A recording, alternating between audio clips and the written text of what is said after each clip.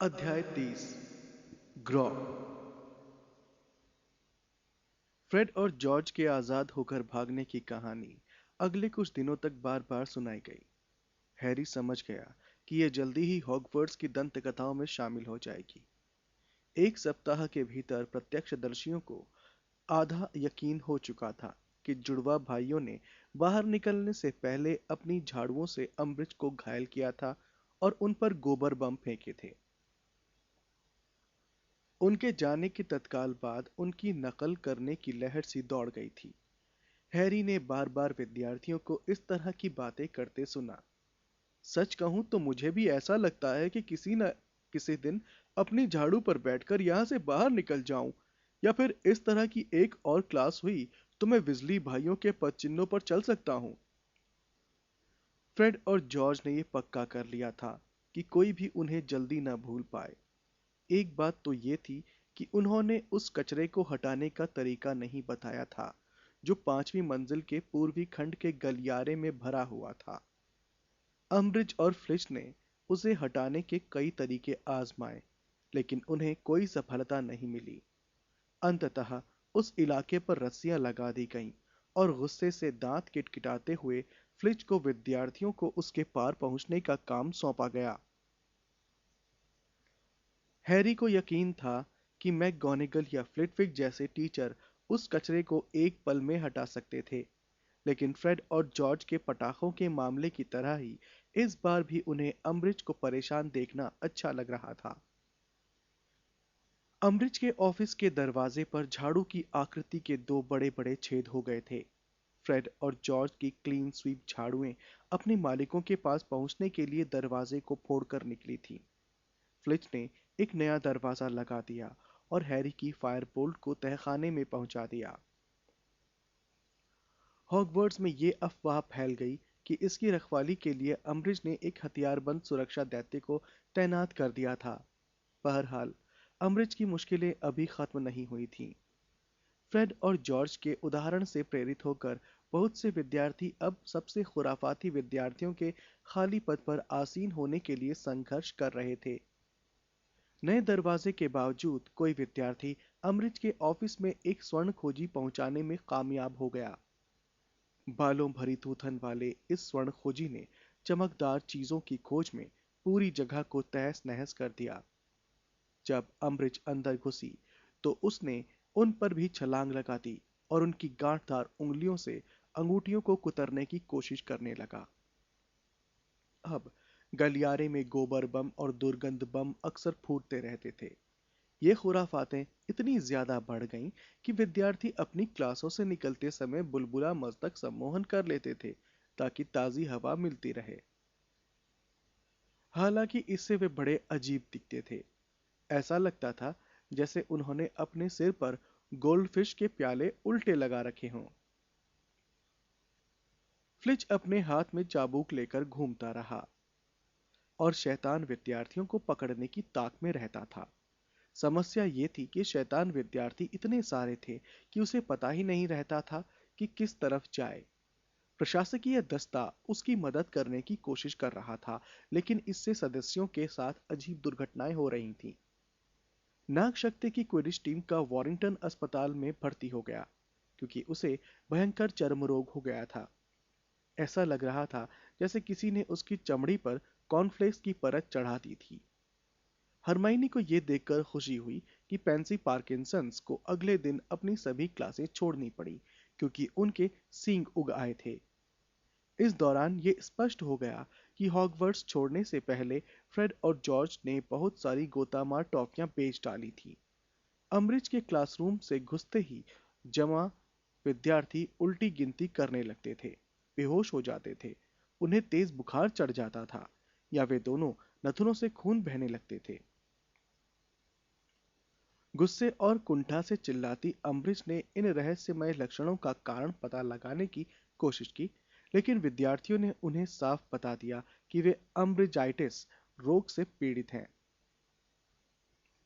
पूरी क्लास को 4 बार लगातार सजा देने के बावजूद जब उन्हें उनका राज नहीं मालूम चल पाया तो उन्हें मजबूरन हार माननी पड़ी। आखिर मन मारकर उन्हें खून बहाते, बेहोश होते पसीना पसीना होते और उल्टी करते विद्यार्थियों को अपनी क्लास से बड़ी संख्या में बाहर जाने की अनुमति देनी पड़ी। लेकिन गोतामार टॉफियों का प्रयोग करने वाले विद्यार्थी भी हंगामा मचाने में उस्ताद पीव्स का मुकाबला नहीं कर पाए, जिसने फ्रेड के आखिरी शब्दों को दिल पर ले लिया था। पागलों की तरह खी करता हुआ वो स्कूल भर में उड़ता रहता था, टेबलें पलटाता था, ब्लैक बोर्ड में से निकल पड़ता था तथा मूर्तियों तथा गुलदानों को नीचे गिरा देता था। 2 बार उसने मिसेस नॉरिस को सूट ऑफ आर्मर में बंद कर दिया था। जब मिसेस नॉरिस वहां पर जोर जोर से रोने लगी तो नाराज चौकीदार को उसे निकालने आना पड़ा। पीव्स ने लालटेनें तोड़ दी और मोमबत्तियां बुझा दी। उसने चीखते हुए विद्यार्थियों के सिर के ऊपर जलती हुई मशालें फेंकी, जिससे चर्मपत्र जल गए या खिड़की से बाहर चले गए। पीव्स ने दूसरी मंजिल के बाथरूमों के सभी नल खोल दिए, जिससे वहां बाढ़ आ गई। उसने नाश्ते के दौरान बड़े हॉल के बीच में टारनटूला का बैग गिरा दिया। जब भी वो आराम करने के मूड में होता था तो वो अम्बरीश के पीछे पीछे तैरता था और उनके कुछ बोलते समय उनके मुंह पर रास्पबेरीज फेंकने लगता था। फ्लिज को छोड़कर स्टाफ का कोई भी सदस्य अम्बरीश की मदद करने की कोशिश नहीं कर रहा था। दरअसल फ्रेड और जॉर्ज के भाग निकलने के 1 सप्ताह बाद हैरी ने देखा कि पीव्स कांच के एक फानूस को ढीला कर रहा था। तभी वहां से प्रोफेसर मैकगोनागल निकली। हैरी कसम खा सकता था कि मैकगोनागल ने पीव्स से धीरे से कहा, ये दूसरी तरफ खुलता है। इससे भी बड़ी बात यह थी कि मॉन्टेग्यू अब भी टॉयलेट की यात्रा से नहीं उबर पाया था। वो दुविधा और असमंजस में था। एक दिन मंगलवार की सुबह उसके माता पिता स्कूल आ गए। वे बहुत नाराज दिख रहे थे। क्या हमें उन्हें कुछ बताना चाहिए? हरमाइनी ने चिंता भरी आवाज में कहा और अपने गाल को सम्मोहन की खिड़की पर दबाया ताकि वो मिस्टर और मिसेस मॉन्टेग्यू को अंदर जाते देख सके। क्या हमें बताना चाहिए कि उसके साथ क्या हुआ था? शायद इससे मैडम पॉम्फ्री को उसके इलाज में मदद मिल जाए। रॉन ने बिना किसी चिंता के कहा। नहीं, वो ठीक हो जाएगा, हैरी ने संतोष भरी आवाज में कहा। वैसे भी ये अम्बरिज के लिए एक और दिक्कत है ना? उसने और रॉन ने अपनी चाय के कप को ठोका, जिस पर उन्हें अपनी छड़ियों से जादू करना था। हैरी के कप में 4 पैग उग आए। हालांकि बहुत छोटे होने के कारण वे डेस्क तक नहीं पहुंच पाए और हवा में ही कसमसाते रहे। रॉन के कप में बहुत पतले और कमजोर पैर उगे, जो कप को डेस्क पर गिरने से बड़ी मुश्किल से रोक पा रहे थे। कुछ देर तक कांपने के बाद वे मुड़ गए, जिसकी वजह से कप के 2 टुकड़े हो गए।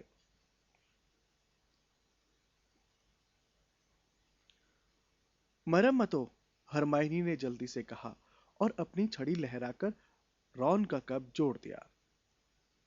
वो तो ठीक है, लेकिन अगर मॉन्टेग्यू कभी ठीक ना हो पाए तो? किसे परवाह है, रॉन ने चिढ़कर कहा, जब उसका कप दोबारा लड़खड़ाने लगा और कप के घुटने बुरी तरह कांपने लगे। मॉन्टेग्यू को गरुड़ के पॉइंट कम करने की कोशिश करनी चाहिए थी, है ना? हरमाइनी, अगर तुम किसी के बारे में चिंता करना ही चाहती हो तो मेरे बारे में चिंता करो। तुम्हारे बारे में?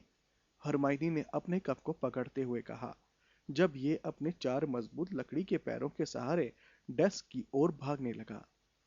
हरमाइनी ने अपने सामने रखते हुए उसे कहा, मैं तुम्हारे बारे में चिंता क्यों करूं? रॉन अब भी अपने कप को पकड़े हुए था, क्योंकि इसके कमजोर पैर इसका वजन नहीं संभाल पा रहे थे। उसने कटुता से कहा, जब अमरीश की निगरानी के बाद मम्मी की अगली चिट्ठी आएगी तो मैं बहुत गंभीर मुश्किल में फंस जाऊंगा। अगर वे फिर से भोंपू भेज दें तो मुझे भी हैरानी नहीं होगी। लेकिन, रॉन ने बुझे स्वर में कहा, वे कहेंगे कि फ्रेड और जॉर्ज मेरी गलती की वजह से चले गए। वे कहेंगे कि मुझे उन्हें रोकना चाहिए था। मुझे उनकी झाड़ुओं की पूंछ पकड़कर लटक जाना चाहिए था। हाँ, हाँ, सब मेरी ही गलती होगी। देखो, अगर वे ऐसा कहती हैं तो ये सरासर अन्याय है, क्योंकि तुम कुछ भी नहीं कर सकते थे। लेकिन मुझे यकीन है कि वे ऐसा नहीं करेंगी। मेरा मतलब है, अगर उन्होंने छुमंतर गली में दुकान ले ली है तो वे बरसों से इनकी योजना बना रहे होंगे। हाँ, लेकिन एक और बात है कि उन्होंने दुकान ली कैसे? रॉन ने कहा, और कप पर छड़ी इतनी कसकर ठोकी कि उसके पैर दोबारा गिर गए और ये उसके सामने कांपता हुआ पड़ा रहा। मामला थोड़ा संदिग्ध है ना? छुमंतर गली में किराए का दुकान लेने के लिए उन्हें बहुत सारे गैलीनियों की जरूरत पड़ी होगी। मम्मी ये जरूर जानना चाहेगी कि आखिर मेरे भाइयों ने ऐसा क्या काम किया है जिससे उनके पास इतना सारा पैसा आ गया। हाँ, ये बात तो मेरे मन में भी है। हरमाइनी ने अपने कप को हैरी के कप के चारों तरफ चक्कर लगाने की छूट देते हुए कहा। हैरी के कप के छोटे पैर अब भी डेस्क तक नहीं पहुंच पा रहे थे। मैं सोच रही थी कि क्या मडंगस ने उन्हें चोरी का सामान बेचने या कोई और गैर कानूनी काम करने के लिए राजी कर लिया है। ऐसा कुछ भी नहीं है, हैरी बोला। रॉन और हरमाइनी ने एक साथ पूछा, तुम्हें कैसे मालूम? क्योंकि हैरी झिझका, लेकिन आखिर स्वीकार करने का वक्त आ चुका था। अब खामोश रहने से कोई फायदा नहीं था, वरना लोग ये शक करेंगे कि फ्रेड और जॉर्ज ने कोई गलत काम करके रकम हासिल की थी, क्योंकि उन्हें गैलियन मैंने दिए थे। मैंने पिछले जून में त्रिकोणीय टूर्नामेंट में जीती हुई रकम उन्हें दे दी थी। सदमे भरी खामोशी छा गई। फिर हरमाइनी का कप डेस्क के किनारे तक गया और नीचे गिरकर टूट गया। उसने कहा, ओह हैरी, तुमने ऐसा किया? हाँ, मैंने किया, हैरी ने बगावत के अंदाज में कहा, और मुझे इसका कोई पछतावा नहीं है। मुझे उन पैसों की जरूरत नहीं थी और उनकी जोक शॉप बहुत अच्छी चलेगी। ये तो बहुत बढ़िया है, रॉन ने रोमांचित दिखते हुए कहा। यह सब तुम्हारी गलती है हैरी। अब मम्मी मुझे दोष नहीं दे सकती। क्या मैं उन्हें यह बात बता सकता हूँ? हैरी ने नीरसता से कहा, हाँ, मुझे लगता है यही सही रहेगा, वरना वे सोच सकती हैं कि फ्रेड और जॉर्ज चोरी की कढ़ाइयां बेचने में लगे हैं या कोई और गैर कानूनी काम करने लगे हैं। हरमाइनी बाकी की क्लास में कुछ नहीं बोली, लेकिन हैरी को लग रहा था कि उसका आत्मनियंत्रण जल्दी ही खत्म हो जाएगा, और यही हुआ भी। जब वे ब्रेक में महल की तरफ लौट रहे थे और मई की हल्की धूप में खड़े थे, तो उसने हैरी पर अपनी नजरें जमाई और संकल्प के भाव से अपना मुंह खोला। उसके कुछ बोलने से पहले ही हैरी बोल पड़ा, "अब अब मुझे परेशान करने से कोई फायदा नहीं है। ये काम हो चुका है। फ्रेड और जॉर्ज को सोना मिल चुका है और ऐसा लगता है कि उन्होंने उसमें से ज्यादातर खर्च कर दिया है। मैं उनसे सोना वापस नहीं ले सकता और लेना भी नहीं चाहता, इसलिए बोलने का कष्ट मत करो, है ना हरमाइनी?" हरमाइनी ने आहत स्वर में कहा, मैं फ्रेड और जॉर्ज के बारे में नहीं बोलने वाली थी। रॉन हैरान होकर हंस दिया और हरमाइनी ने उसे बहुत गुस्से से देखा। नहीं, मैं ऐसा नहीं करने वाली थी, हरमाइनी ने नाराज होते हुए कहा।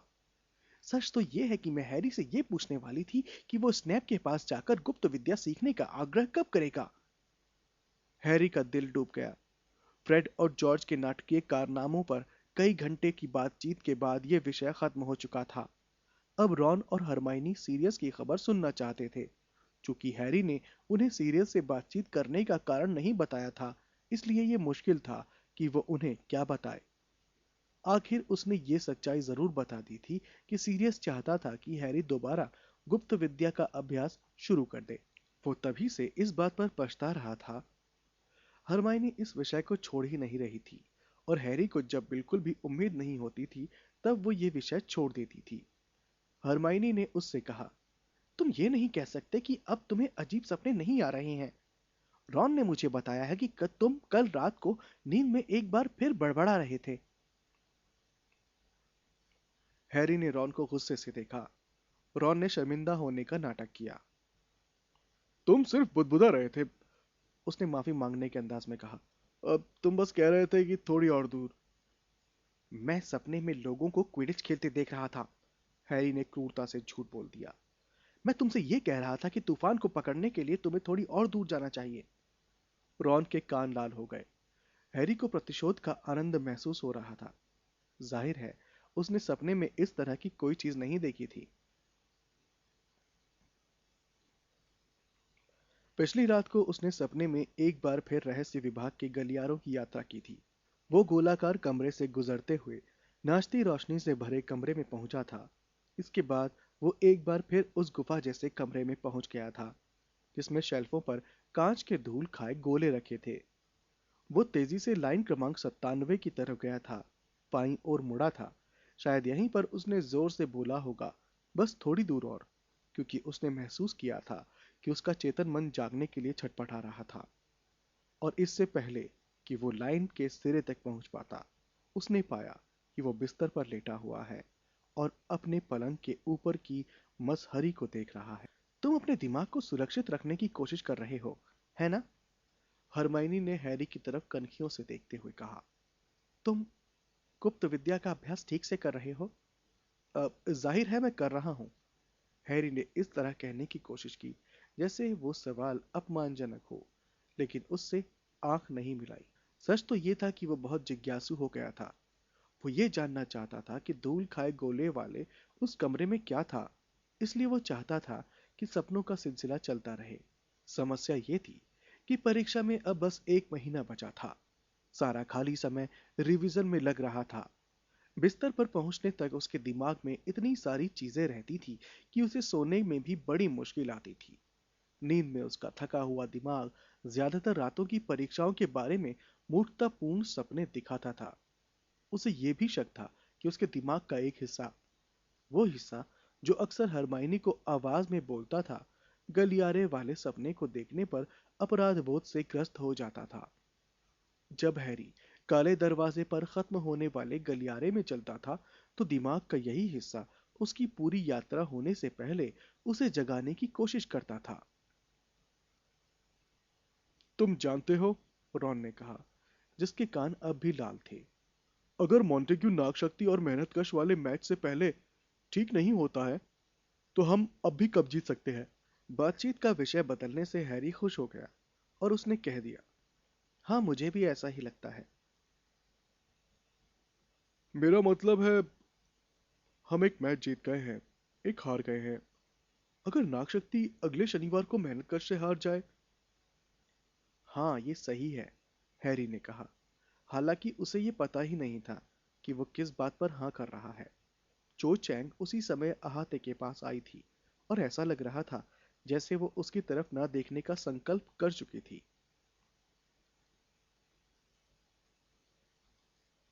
क्विडिच का आखिरी मैच गरुड़ द्वार और चीलघात के बीच था। ये मई के आखिरी वीकेंड में होने वाला था। इससे पहले वाले मैच में मेहनतकश टीम ने नागशक्ति को बहुत कम अंतर से हरा दिया था, लेकिन इसके बावजूद गरुड़ द्वार की जीत की उम्मीद नहीं थी। इसका कारण यह था कि रॉन की गोलकीपिंग का रिकॉर्ड बहुत खराब था। बहरहाल अब रॉन में एक नया आशावाद और जोश दिखने लगा था। मैच वाली सुबह नाश्ता करते समय रॉन ने हैरी और हरमाइनी से कहा, मेरा मतलब है अब मेरा प्रदर्शन इससे बुरा तो नहीं हो सकता। अब खोने के लिए कुछ भी नहीं है ना? जब कुछ समय बाद हरमाइनी और हैरी बहुत ही रोमांचित भीड़ के साथ पिच की तरफ जाने लगे, तो हरमाइनी बोली, मुझे लगता है कि फ्रेड और जॉर्ज के नहीं रहने पर रॉन अच्छा खेल सकता है। वे लोग इसके आत्मविश्वास को कमजोर करते रहते थे। तभी लूना लवगुड उनके पास से निकल गई। उसके सिर के ऊपर एक जिंदा चील बैठी थी। नाग शक्ति के विद्यार्थी लूना को देखकर हंस रहे थे और इशारे कर रहे थे। चील के फड़फड़ाते पंख देखकर हरमाइनी ने कहा, ओ, मैं तो भूल ही गई थी, जो भी तो खेल रही है ना? हैरी ये बात नहीं भूला था, इसलिए उसने चुपचाप हाँ कर दी। उन्हें दर्शक दीर्घा के सबसे ऊपर जगह मिली। आसमान साफ था और दिन सुहाना था। रॉन इससे बेहतर मौसम की उम्मीद नहीं कर सकता था। हैरी ने सोचा कि काश रॉन नाग शक्ति वालों को बिजली हमारा राजा है वाला उत्तेजक गाना गाने का मौका नहीं दे। ली जॉर्डन हमेशा की तरह कमेंट्री कर रहे थे। हालांकि फ्रेड और जॉर्ज के जाने के बाद वो काफी हताश लग रहे थे। जब टीमें पिच पर पहुंच गई तो उसने खिलाड़ियों का परिचय हमेशा से थोड़े कम उत्साह में दिया। उन्होंने कहा, ब्रेडली, डेविस, चैंग। हैरी को लगा जैसे उसका पेट हल्का सा उलट गया। अब जो पिच पर चलकर आई और उसके चमकते काले बाल हवा में उड़ने लगे। उसे यकीन नहीं था कि वो अब क्या चाहता था, सिवाय इसके कि अब वो और लड़कियों को नहीं झेल सकता था। यहां तक कि जब उसने झाड़ू पर चढ़ते समय जो को रोजर डेविस से जोश से बातें करते देखा, तब भी उसे सिर्फ हल्की सी ईर्ष्या ही हुई।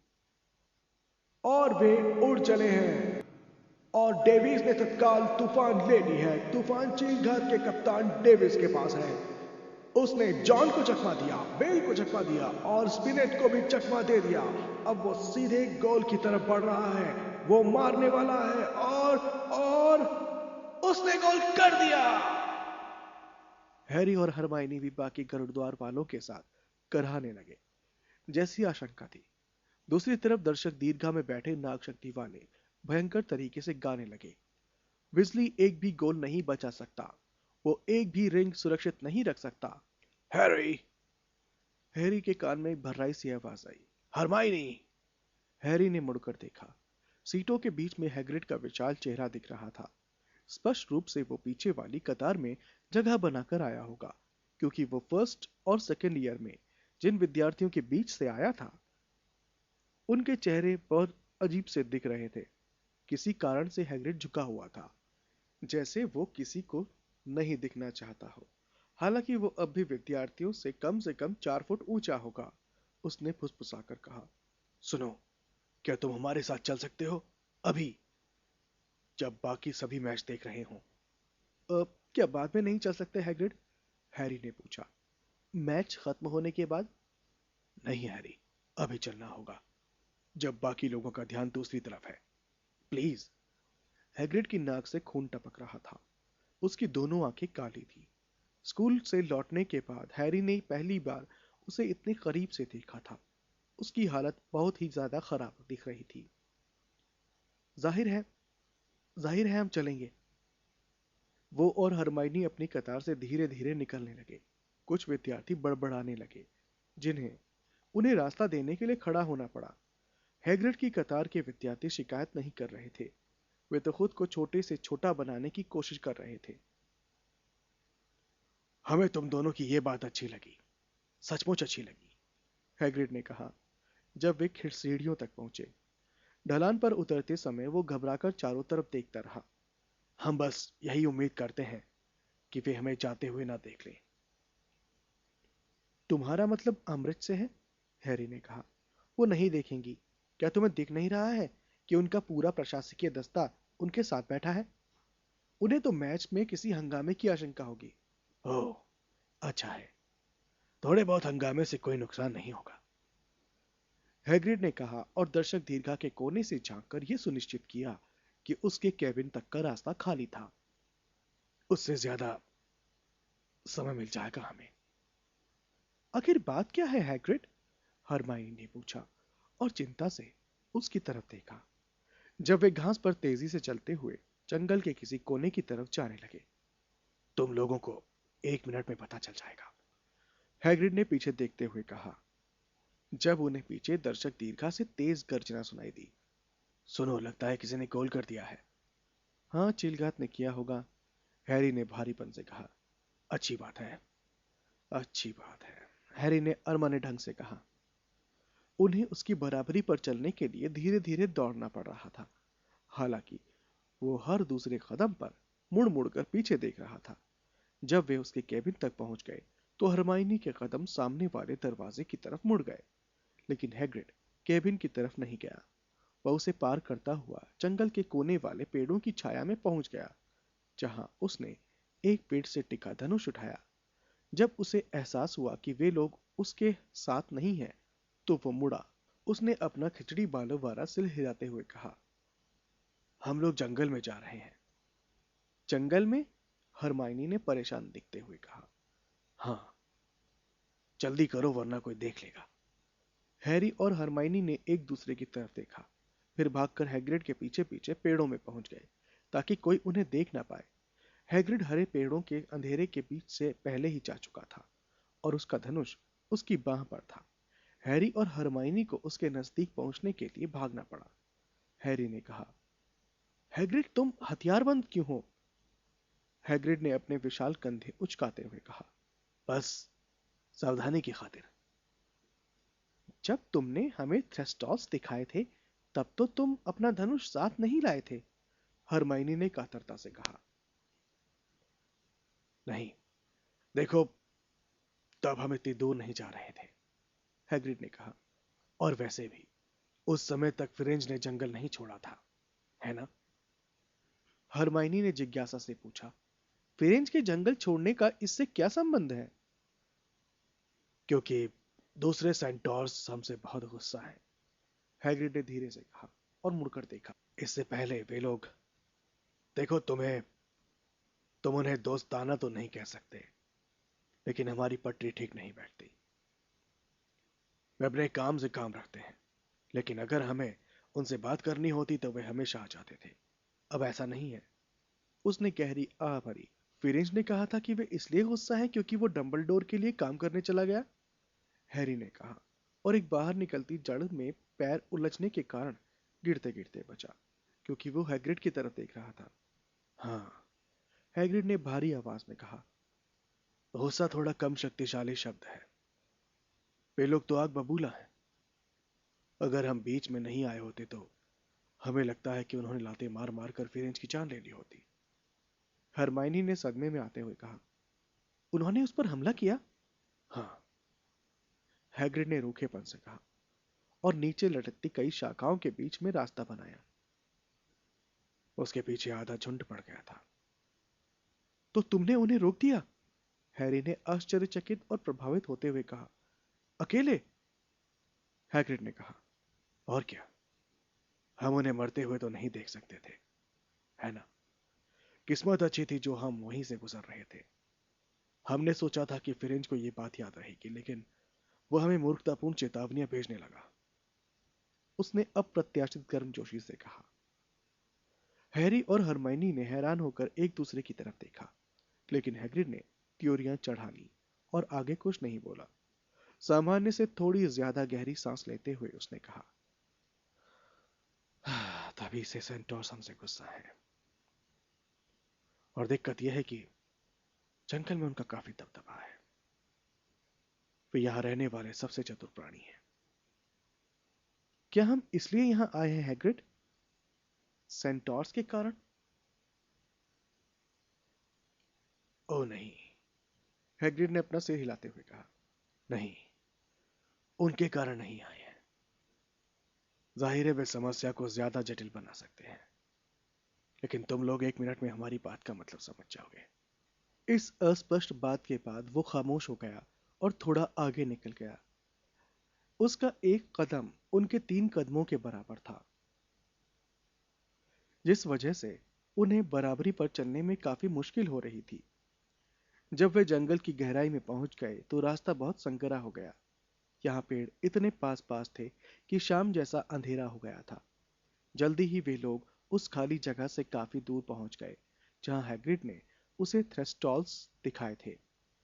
हैरी को तब तक कोई परेशानी नहीं हुई थी, जब तक कि हैग्रिड अप्रत्याशित रूप से रास्ते से दूर नहीं गया था और जंगल के अंधेरे में पेड़ों के बीच से रास्ता नहीं बनाने लगा था। हैग्रिड, हैरी ने मोटी झाड़ियों से जूझते हुए कहा, जिनके ऊपर हैग्रिड बड़ी आसानी से पैर रखकर निकल गया था। हैरी को याद आया कि जब वो पिछली बार जंगल के रास्ते से दूर निकल गया था तो उसके साथ क्या हुआ था। हम लोग कहाँ जा रहे हैं? थोड़ी आगे, हैग्रिड ने पीछे मुड़ते हुए कहा। चलो हैरी, हमें अब एक साथ रहना चाहिए। हैग्रिड के साथ साथ चलना बहुत मुश्किल काम था। शाखाओं और कांटेदार झाड़ियों के बीच से चलना बहुत मुश्किल था। हालांकि हैग्रिड उनके बीच से उतनी ही आसानी से निकल जाता था जैसे वे मकड़ी के जाले हों। बहरहाल हैरी और हरमाइनी के दुशाले इन झाड़ियों में इतनी बुरी तरह उलझ गए थे कि उन्हें छुड़ाने में कई मिनट लग जाते थे। हैरी के हाथ पैर जल्दी ही छिल गए और कई कई जगह से कट पिट गए। वे लोग अब जंगल में इतनी अंदर तक आ चुके थे कि हैरी को कई बार अंधेरे में सिर्फ अपने आगे हैग्रिड की विशाल आकृति ही दिख पाती थी। इस स्तब्ध खामोशी में कोई भी आवाज डरावनी लगती थी। टहनी के टूटने की गूंज भी बहुत जोर से होती थी। अगर कोई हल्के से भी हिलता था, जैसे कोई मासूम गौरैया, तो हैरी चौंककर अंधेरे में अपराधी की तलाश में देखने लगता था। उसने सोचा कि जंगल में अब तक उसे कोई प्राणी क्यों नहीं दिखा। बिना किसी से टकराए वो पहले कभी जंगल में इतनी दूर तक नहीं आया था।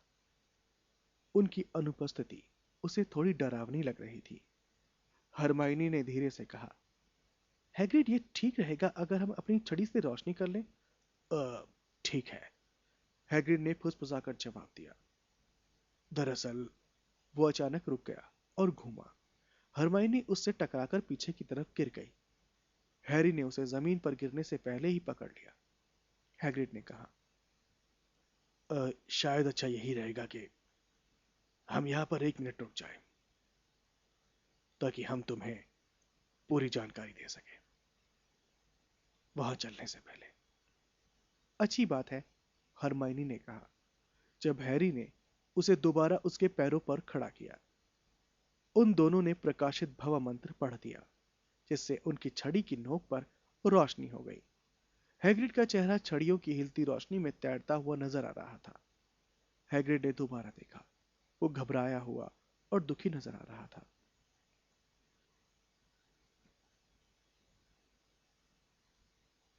ठीक है, हैग्रिड ने कहा, अच्छा देखो, बात यह है, उसने गहरी सांस खींची, इस बात की काफी संभावना है कि अब हमें किसी भी दिन नौकरी से निकाला जा सकता है।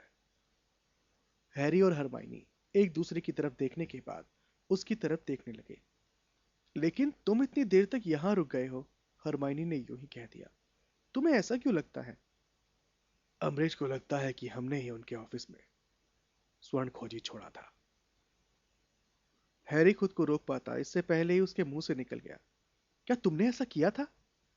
नहीं, ऐसा हमने बिल्कुल नहीं किया, हैग्रिड ने गुस्से से कहा। हमारा जाति प्राणियों के साथ संबंध है, इसलिए वे सोचती है कि यह हमने किया होगा। तुम जानते हो कि हमारे लौटने के बाद से हमें निकालने का बहाना खोज रही है। जाहिर है हम नहीं जाना चाहते हैं, लेकिन अगर यह खास कारण नहीं होता, हम तुम्हें जो खास परिस्थितियां बताने जा रहे हैं, अगर वे नहीं होती तो हम इसी समय छोड़कर चले जाते। इससे पहले उन्हें सारे स्कूल के सामने वो तमाशा करने का मौका मिले जो उन्होंने ट्रिलोनी के साथ किया था। हैरी और हरमाइनी ने प्रतिरोध की आवाजें निकाली, लेकिन हैग्रिड ने अपना हाथ बढ़ाकर उन्हें रोक दिया। यहीं पर दुनिया खत्म नहीं हो जाती है। यहां से बाहर निकलने के बाद हम डंबलडोर की मदद कर सकते हैं। हम मायापंची के समूह के लिए उपयोगी साबित हो सकते हैं, और तुम लोगों को क्रिबली प्लैंक पढ़ा देंगी। तुम लोग परीक्षा में अच्छी तरह पास हो जाओगे। उसकी आवाज कांपी और टूट गई। हमारे बारे में चिंता मत करो।